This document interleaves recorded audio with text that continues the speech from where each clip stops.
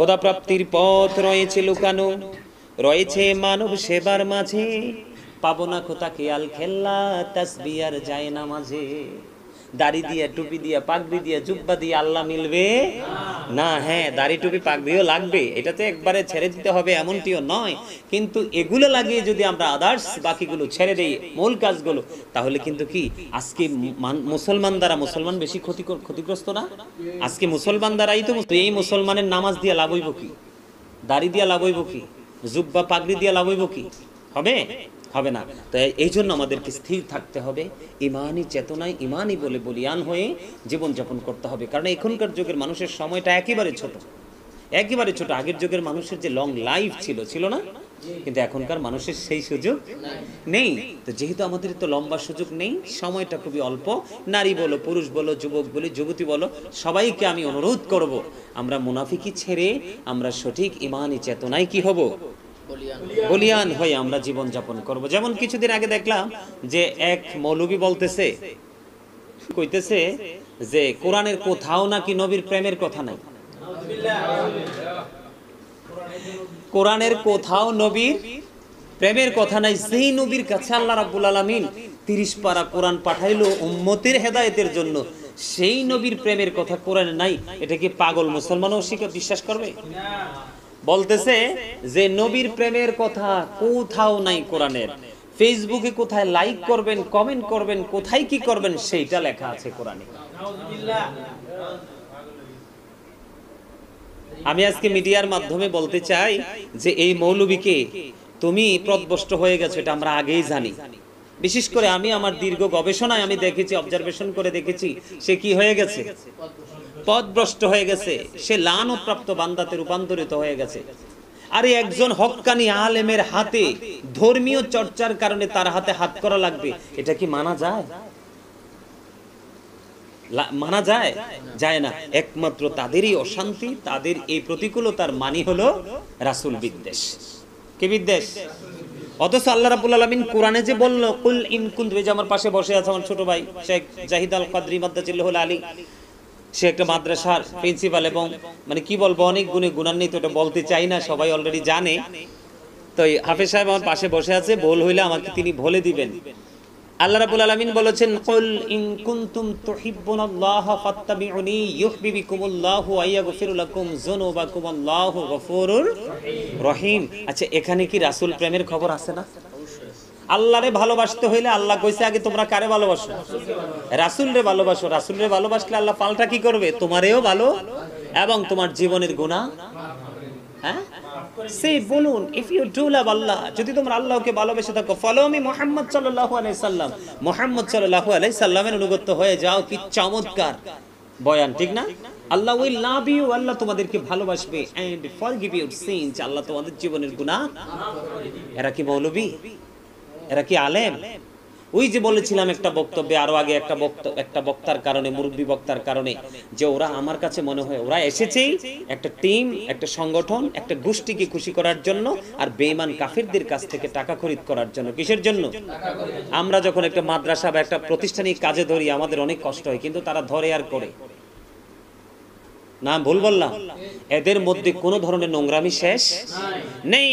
গত আপনাদেরকে আমি কোট করে বলছি, এটিএন নিউজে দেখবেন, এটিএন বাংলাতে, এটিএন নিউজে আমি হঠাৎ করে আমি মাঝে মাঝে খবর দেখি, কারণ যে ফিলিস্তিন, ইসরায়েল বা বিভিন্ন ইস্যু আমাদের মুসলমানকে নিয়ে ইহুদিরা যা করছে, সেজন্য আমি এখন সময় পাইলে একটু খবর দেখি। খবর দেখতে গিয়ে গেলাম গত পরশুদিন, কারি লুৎফুর রহমান, বয়স হবে 50 বছর। কত বছর? কারি লুৎফুর রহমানের নাম মোটামুটি সব মানুষই জানে, জানো না?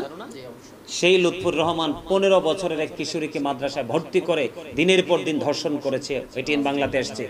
পরে ধর্ষণ করার পরে তার পরিবারকে 3 লক্ষ, না জানি 3 লক্ষ শুনছি আমি খবরে, যেটা নিউজে যেটা আসছে, 3 লক্ষ টাকা তাকে কি করে অফার করলো যে তোমরা আউট হয়ে যায়, এলাকা ছেড়ে চলে যাও। হঠাৎ করে আল্লাহর রহমত সামনে প্রকাশিত হলো।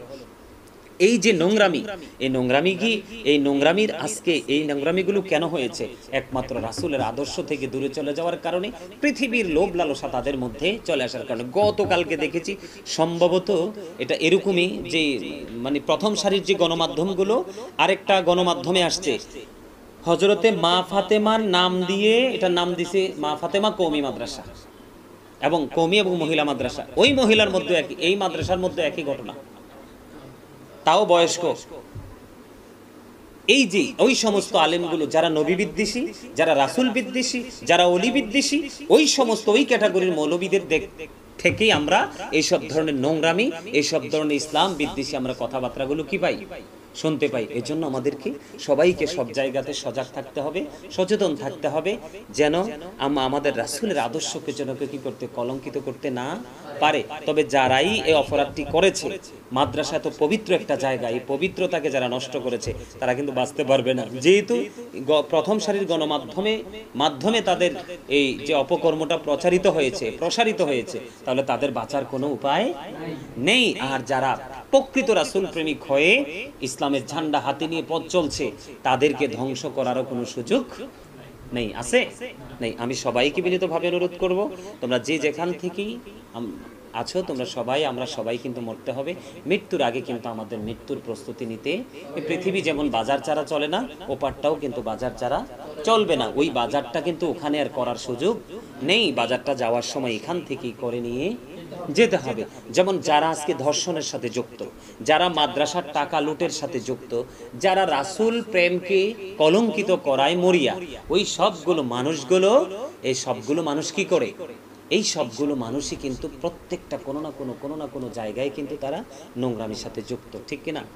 তারা তো আমি আসলে কথাটা আর বাড়াইতে চাই না, আমি সবাইকে বিনীতভাবে অনুরোধ করব, এটাই আমরা যেন রাসূল প্রেম অন্তরে ধারণ করে আমরা আমাদের বাস্তব জীবনটাকে যেন বাস্তবায়ন করতে পারি। আল্লাহ যেন আমাদেরকে সেই তৌফিক দান করে। সকলে বলুন আমিন, সকলে বলুন আলহামদুলিল্লাহ।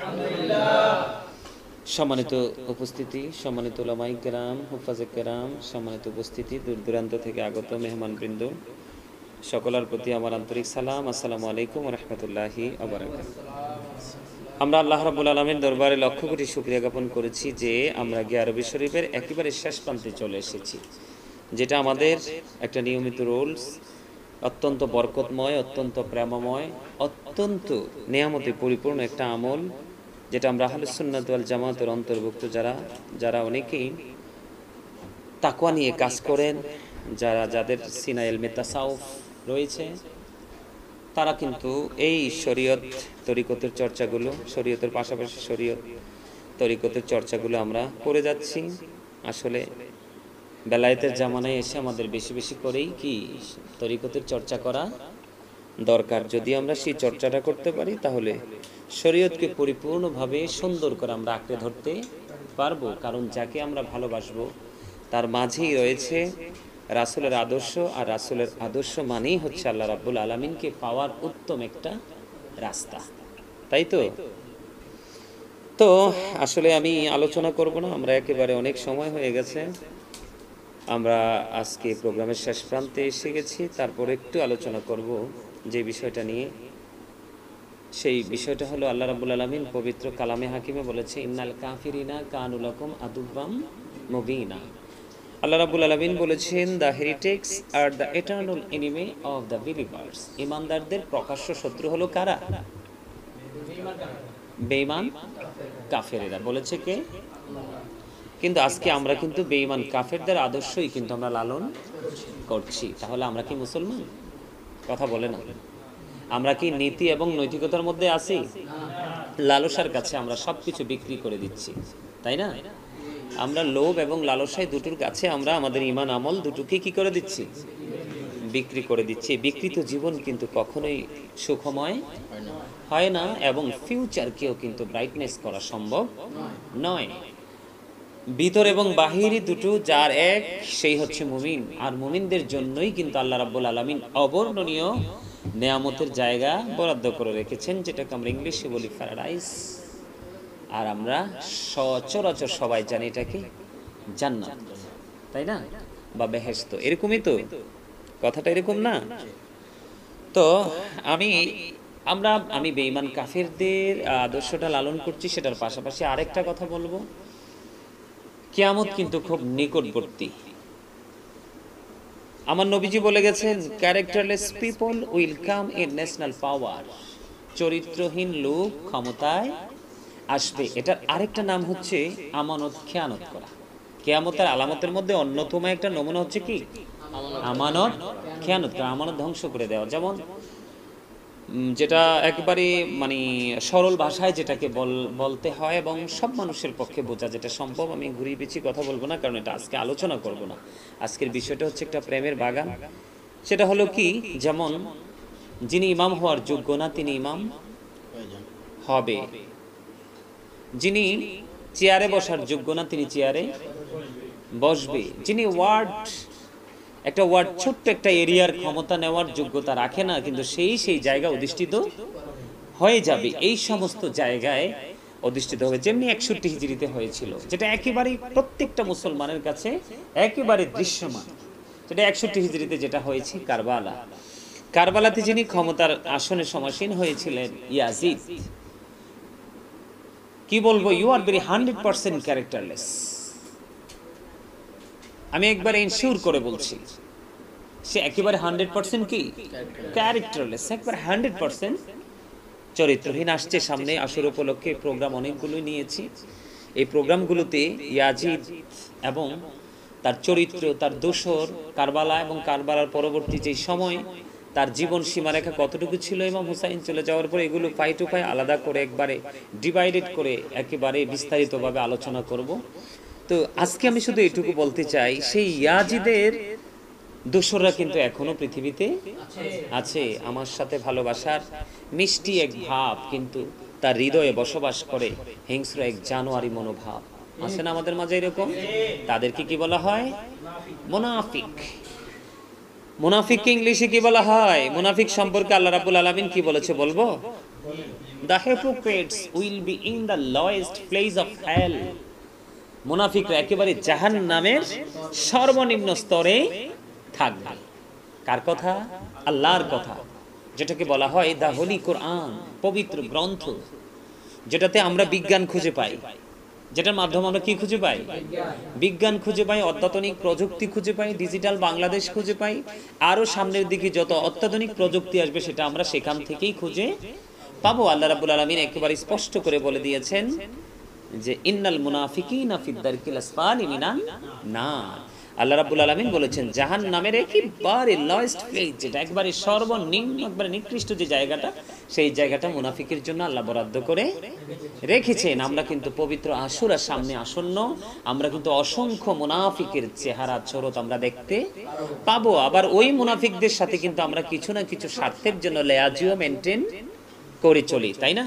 কথা বলে না মুনাফিক? আমি বলি একদম সহজ ভাষায় যদি বলি, আমি কি মানে, চোরকে যিনি প্রশ্রয় দেয় তিনিও কিন্তু চোর, অপরাধীকে যিনি প্রশ্রয় দেয়, অপরাধীকে শাসন না করে অপরাধীর পক্ষ যারা নেয় তারাও কিন্তু অপরাধী, মিথ্যা যারা বলে, মিথ্যাবাদীকে যারা সাপোর্ট দেয় তারাও কিন্তু মিথ্যাবাদী। তো আসলে বেশি বলতে হয় না, যারা বিবেকবান তারা একটু বললে বোঝে। এই কারণে বিবেক হলো আল্লাহর দেওয়া একটা নূর।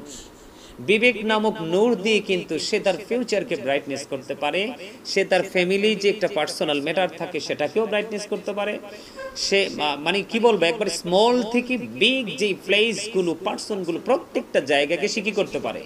আলোকিত করতে পারে। সে বিবেক নামক নূর দিয়ে প্রাতিষ্ঠানিক শিক্ষা অর্জন করার পরেও কিন্তু মানুষ বিবেকবান হতে পারে না। আবার প্রাতিষ্ঠানিক শিক্ষা ছাড়াও কিন্তু মানুষ বিবেকবান হয়ে যায়। যেমন আমাদের কবি নজরুলই তো, তাই না? তিনি লিখেছেন রাসূল আমার ভালোবাসা, রাসূল আমার আলো আশা, রাসূল আমার প্রেম বিরহের মূল আলোচনা, রাসূল আমার কাজে কর্মে অনুপ্রেরণা। কি চমৎকার! এখন কিন্তু ইউনিভার্সিটি পর্যন্ত মানুষ, বড় বড় প্রাইভেট বলো সরকারি বলো, ইউনিভার্সিটিতে অনেক লেকচারার আছে, কিন্তু তাদের পক্ষে কিন্তু সেই কলম ধরার সক্ষমতা নেই। না থাকার কারণ হচ্ছে তারা নীতি নৈতিকতা থেকে কি হয়ে গেছে? দূরে চলে গেছে। তাদের মধ্যে চলে এসেছে আলটিমেটলি যেটা বলতে হয়, এটা পৃথিবীর একটা লোভ চলে এসেছে। লোভ কিন্তু কখনোই মানুষকে সুখী করতে, যেমন আমরা ইন্টারন্যাশনাল মিডিয়াগুলো, সোশ্যাল মিডিয়াতে আমরা দেখতে পাচ্ছি আমাদের বাংলাদেশের অনেক ঊর্ধ্বতন কর্মকর্তাগুলোর মানে তারা এমনভাবে এখন জনসম্মুখে এসেছে, যদি সত্যিকারের মনুষ্যত্ব থাকে তারা কিন্তু লজ্জায় তার আত্মীয় স্বজন শুভাকাঙ্ক্ষীর কাছে মুখটাও দেখাতে পারবে না। সেটা কেন হলো? শুধুমাত্র একটু লোভের কারণে। আসলে পরকালের তুলনায় কিন্তু এই পৃথিবীর সময়টা একেবারে ছোট। কি একেবারে ছোট। ইভেন আল্লাহ কোরআনে বলছে সূরা আলী ইমরানের 185 নম্বর আয়াতে কি বলেছেন শেষ অংশ, আমাল হায়াতুদ দুনিয়া ইল্লা মাতাউল গুরুর। আল্লাহ বলেছেন আমরা যেই জীবনটা নিয়ে বড়াই করছি এটা একটা ধোঁকা, এটা একটা প্রতারণার ক্ষেত্র। কিসের ক্ষেত্র? প্রকৃত সুখী হলো ওই মানুষ যার ভিতর বাহির দুটোই কি সমান, দুটোই এক। যে এখানে যেটা বলে সেখানেও সেটাই বলে, ওই মানুষটাই এক। আজকে কিন্তু আমি মানে বলতে চাই অনেক কিছুই, কিন্তু সময় সংকীর্ণতার কারণে আর এই জায়গাটাতে আসলে ঘরোয়া প্রোগ্রাম বলাটাও কতটুকু শোভনীয় জানি না। তারপর আমি কবি নজরুলকে ঘিরে আমি আরেকটা বলতে চাই, যেটা ভার্সিটিতে পড়ানো হয় অলরেডি। সেটা হলো কি, এটা আমি জানতে পেরেছি ডক্টর আহমদ পেয়ারা বাগদাদি মুর্শিদ কেবলার লিখিত বা বই থেকে, কিতাব থেকে আমি জানতে পেরেছি একটা আমার আজকে মিলাদ শুরু করার পরেই বেশি বেশি করে এটা মনে পড়তেছে আর কি। সেটা হলো কি যে বাগদাদি মুর্শিদ কেবলার মাধ্যমে অথবা ওনারও লেখা হতে পারে, এটা আমার যদি ভুল না হয়।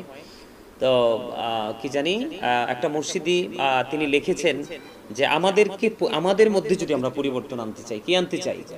আমাদের মধ্যে যদি পরিবর্তন আনতে চাই, আমাদের মধ্যে যদি সুন্দর মানসিকতাটাকে স্থির করতে চাই, তাহলে কিন্তু আমাদেরকে কোরআন যেটা বলে, আল্লাহ রাব্বুল আলামিন যেটা বলেছেন, ফাদখুলি ফি ইবাদি ওয়াদখুলি জান্নাতি, join with my dear people, come to my paradise. তোমরা আমার প্রিয় লোকেদের সাথে যুক্ত হওয়ার আমার জান্নাতে চলে আসো। আমরা তো জান্নাতে যে চলে যাব সরাসরি তো যুক্ত হয়েই চলে যাব না। আমরা যাকে ফলো করব তার পুরোপুরি নিদর্শনটাকে আমি আমার মধ্যে বাস্তবায়ন করব, তখনই কিন্তু আমি তার রঙে রঙিন হয়েছি বলে আমি দাবি করতে পারবো। আর আমি যদি তার রঙে রঙিনই হতে না পারি, এটা কখনোই পরিপূর্ণ ভালোবাসা হতে পারে না। সেই ক্ষেত্রে বাগদাদি মুর্শিদ কেবলা লেখা তিনি বলেছেন, ইসলাম কি জানতে চাইলে উত্তর হবে কি, মুসলিম নামে এই কথাটি কয়জন ভেবেছি, হায়রে কয়জন ভেবেছি। আল্লাহর ইচ্ছা বান্দার প্রতি অর্জন করো নবীর খুশি, নবীর প্রেমে গুনাহ মাফের খবর শুনেছি। মুসলিম নামে এই কথাটি কয়জন ভেবেছি, হায়রে কয়জন ভেবেছি। আল্লাহর ইচ্ছায় কাজ করো, রাসূল প্রেমিক মুর্শিদ ধরো, দুজাহানের সুখের ভান্ডার তোমায় দিয়েছি। মুসলিম নামে এই কথাটি কয়জন ভেবেছি, যে মুর্শিদে আল্লাহর ইচ্ছায় কাজ করে যায় সর্বদাই, সেই মুর্শিদের ইচ্ছায় আমি মিশে রয়েছি। মারহাবা, আরে আরো জোরে। এত সুন্দর লেখা, হৃদয়ের মাঝ পর্যন্ত চলে যায়, কেমন হৃদয়ের গভীর থেকে তিনি কলমটা ধরেছেন। আমি সময় নাই, নাইলে কবি নজরুলের আজকে অনেকগুলো আমি নাত আজকে শোনাতে পারতাম। নেক্সট আমি শোনাতে চেষ্টা করবো ইনশাল্লাহ। তবে আমি যেটা বলতে চাই, আমি আজকের যে গিয়ারবে শরীফ, এই গিয়ারবে শরীফ একটা প্রেমময় প্রোগ্রাম, যেটা শুরু থেকে শেষ পর্যন্ত শুধু ভালোবাসা। যেমনটা আমি কেন বললাম, এখানে আসলাম এই কারণে যে আমার রাসূলকে বেশি ভালোবেসে, রাসূলের আগমনকে ঘিরে গাউসে পাক অনেক বেশি আনন্দিত হতেন। আনন্দ উৎসব করতে করতে করতে করতে, যেমন আনন্দ কিন্তু অনেক ধরনেরই হয়। আনন্দ কি অনেক ধরনের হয়। যেমন আজকে যদি আমি আজকের এই রাসূলের আগমনকে খুশি হয়ে গিয়ারবে শরীফ গাউসে পাক উৎসব করেছেন, সেই উৎসবে দেখে আমার রাসূল গাউসে পাকের ঘরে চলে আসলেন। সেই গাউসে পাকের মাধ্যমে আমরা গিয়ারবে শরীফটা পেয়েছি। আর আমি পেয়েছি এটা বাগদাদি ডক্টর আহমদ পেয়ারা বাগদাদি মুর্শিদ কেবলা থেকে, ওনার লিখিত কিতাব থেকে।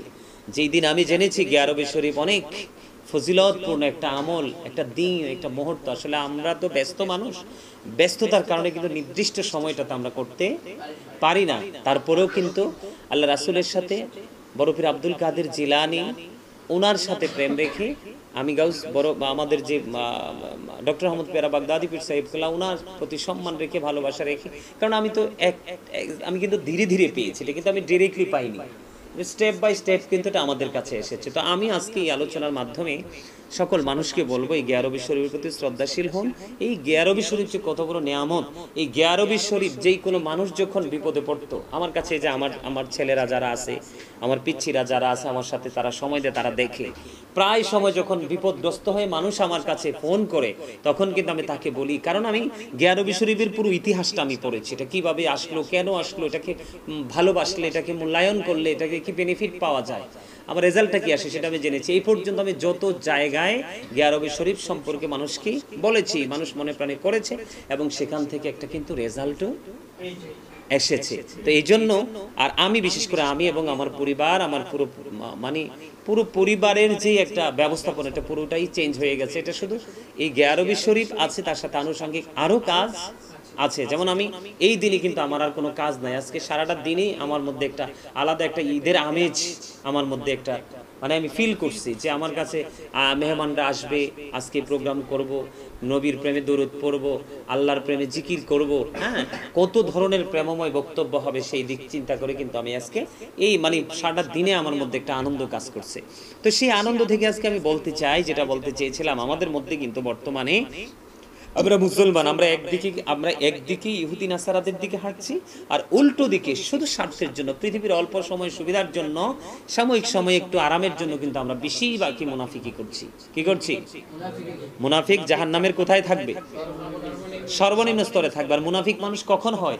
যোগ্য ব্যক্তির সংস্পর্শে যখন যেতে না পারে তখনই কিন্তু মানুষ মুনাফিক হয়। আর অতিরিক্ত পৃথিবী লোভী হলেই কিন্তু মানুষ মুনাফিক হয়। কিন্তু এই মুনাফিক কিন্তু কখনোই শুভ কোনো ফল পায় না। পায়? ইয়াজিদ কি পেয়েছিল? ইয়াজিদের যে সঙ্গীরা ছিল ওরা পেয়েছিল? ওরা তো প্রায় সৈন্য ছিল 2500। ওরা কি পাইছে? ওরাও পায় নাই। ইয়াজিদ মাত্র ইমাম হুসাইন শাহাদাত বরণ করার পরে মাত্র 2 বছর 8 মাস, মতান্তরে 3 বছর 8 মাস পৃথিবীতে বেঁচে ছিল। এর বেশি থাকার সৌভাগ্য তার হয়নি। কারণ ইমাম হুসাইন শাহাদাত বরণ করার পর থেকে কিন্তু ইয়াজিদ একটা দিনে একটা মুহূর্ত কিন্তু শান্তিতে। আমি যদি একটা মুনাফিকের একটা চিত্র তুলে ধরি, যারা ইমাম হুসাইন, ওই যে আমরা আগের দিনে গাইতো, এখনকার মানুষ তো ওই প্রেমময় মানুষও নাই, ধীরে ধীরে চলে যাচ্ছে, পৃথিবীটা সংকুচিত হয়ে যাচ্ছে, মানুষের গজব খুব কাছাকাছি চলে আসছে, মানুষ শারীরিকভাবে অশান্তিতে আছে, মানসিকভাবে অশান্তিতে আছে, পারিবারিকভাবে অশান্তিতে আছে, যুবক উপযুক্ত ছেলে মেয়ে নিয়ে অশান্তিতে আছে, তার উপার্জিত অর্থ নিয়ে মানুষ অমীমাংসিত এক পরিবেশের মধ্যে পড়ে আছে। সেটার একটা মাত্র কারণ, শুধু মানুষ ইসলামী রঙে রঙিন হতে পারেনি। আমাদের পূর্বসূরি আইম্মায়ে কারাম যারা ছিলেন, যারা দার্শনিক ছিলেন, যারা রাইটিং প্রফেশনে ছিলেন, তারা কিন্তু রাইটিং কম করেনি। এখানে আমি যদি বলি, Islam is not only a religion but also complete code of life. পরিপূর্ণ এবং পূর্ণাঙ্গ জীবন ব্যবস্থা যদি আমরা গঠন করতে চাই, তাহলে আমরা পরিপূর্ণ ইসলামের রঙে রঙিন হতে হবে। আর ইসলামের নির্যাস কে? আমার রাসূল। আর রাসূল বলেছেন, যারা আমার প্রতিনিধিকে ভালোবাসলো তারা যেন আমি নবীকে ভালোবাসলো, হাদিস শরীফ। যারা আমার প্রতিনিধিকে কি করলো? ভালোবাসলো, তারা যেন আমি নবীকে ভালো। আজকের দিনে ভালোবাসাই তো নাই, মুখে নবীর ভালোবাসার কথা, কিন্তু বাস্তবে রাসূলকে কিভাবে ভালোবাসতে হবে সেই ভালোবাসাটা আমাদের চর্চা নাই বিদায় কিন্তু আজকে আমরা মুনাফিকে রূপান্তরিত হচ্ছি। আমাদেরকে মুনাফিকি থেকে বেঁচে থাকতে হবে, কারণ বেঈমান কাফেররা হলো প্রকাশ্য শত্রু, আর মুনাফিকরা হলো ছদ্মবেশী শত্রু। প্রকাশ্যে শত্রুর চাইতে কিন্তু ছদ্মবেশী শত্রু কিন্তু অত্যন্ত ভয়ঙ্কর, ক্ষতিকর। ইসলামের যত ক্ষতি করার চেষ্টা করেছে আদি থেকে আজ পর্যন্ত, ছদ্মবেশী কারা? মুনাফিকরা। তাহলে আমরা কি করব? রাসূলকে তো সরাসরি পাওয়া সম্ভব না। আমরা রাসূলের প্রতিনিধিত্ব যারা করছেন, যারা আহলে সুন্নাত ওয়াল জামাতের অন্তর্ভুক্ত, রাসূল প্রেম নিয়ে তারা সময় যারা কাজ করছে, সেই কাজের অনুসারী যারা, তারাই কিন্তু সত্যিকারের সুন্নি। কিন্তু সুবিধার জন্য কখনো এখানে কখনো ওখানে, ওরা কিন্তু কখনোই সুন্নি আমাদের মধ্যে কিন্তু সেটাই ঘুরপাক খাচ্ছে। আমি যে বলতে চেয়েছি যে বাগদাদি হুজুরের লেখনী থেকে, যে আল্লাহর ইচ্ছায় কাজ করো, রাসূল প্রেমিক মুর্শিদ ধরো। তুমি যদি মুর্শিদ ধরতে পারবো তখনই কিন্তু আল্লাহর ইচ্ছায় কাজ করা সম্ভব। তুমি যদি প্রতিনিধি সঠিক খুঁজে না পাও, তখন কিন্তু আল্লাহর ইচ্ছা, আল্লাহর সন্তুষ্টিতে কাজ করা সম্ভব না। এই কথাগুলো বলার কারণ হচ্ছে, আসছে সামনে পবিত্র আশুরা, কত ধরনের মৌলবী দেখবো, কত ধরনের পীর সাহেব দেখবো, ইয়াজিদকে হযরত ইয়াজিদ বলতে তারা দ্বিধা করে না। এবং ইমাম হুসাইন জান্নাতের লিডার। কিসের লিডার? কে বলছে?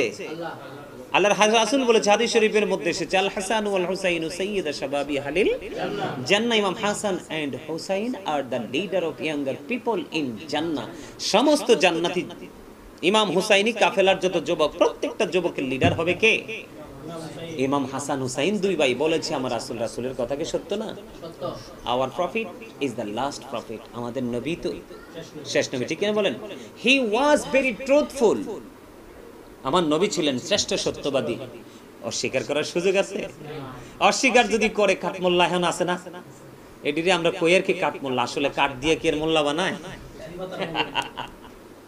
ছোট ছোট বই পড়ে মৌলবী হয়েছে, মসজিদের মিম্বরে দাঁড়িয়ে গেছে, ওই কাঠমোল্লা গুলো বলে কি, আমি কি বললাম এখন, যে নবীজির কথাও তারা ডাইরেক্টলি যদিও অস্বীকার না করে, বিভিন্ন ইনডাইরেক্টলি কিন্তু তারা অস্বীকার করার চেষ্টা করে। কিন্তু তারা যদি ওই ধরনের কথা বলে, আমি তখন বলবো যারা বুঝে না তারাও কিন্তু বলে সাদাকাল্লাহুল মাওলানাল আযীম ওয়া সাদাকা রাসূলুহুন নবিয়ুল হাবিবুল কারীম। এই মিনিংটা, এর মিনিংটা জানলেই কিন্তু হয়ে যায় কি আল্লাহর কথাও সত্য, রাসূলের কথাও। এইজন্য কিন্তু দুটো একসাথে হয়ে গেছে, অ্যাডজাস্ট হয়ে গেছে। নবীজির কথা সত্য না মিথ্যা? আরে জোরে। নবীজির কথা কখনোই মিথ্যা হতে পারে না। চুল পরিমাণ সন্দেহ করলে তার ঈমান নাই। আর এখন তো ঈমানদার কোথায় আছে আমি সেটাই জানি না। এখন ঈমানদার কোথায় আছে আমি সেটাই জানি না। দাড়ি টুপি পাগড়ি থাকলে কিন্তু লাভ হবে না। ডক্টর আল্লামা ইকবাল কি বলেছে?